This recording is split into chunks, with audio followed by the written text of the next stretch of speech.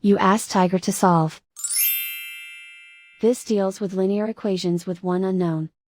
The final result is x equals 22. Let's solve it step by step. Group all x terms on the left side of the equation. Add 13x to both sides. Group like terms. Simplify the arithmetic.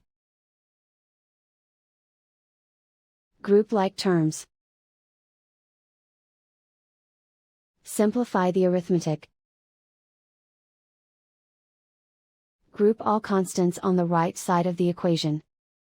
Add 71 to both sides. Simplify the arithmetic.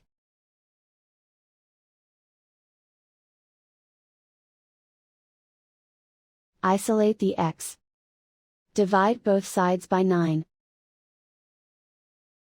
Simplify the fraction.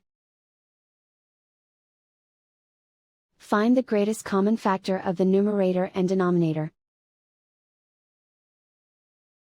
Factor out and cancel the greatest common factor.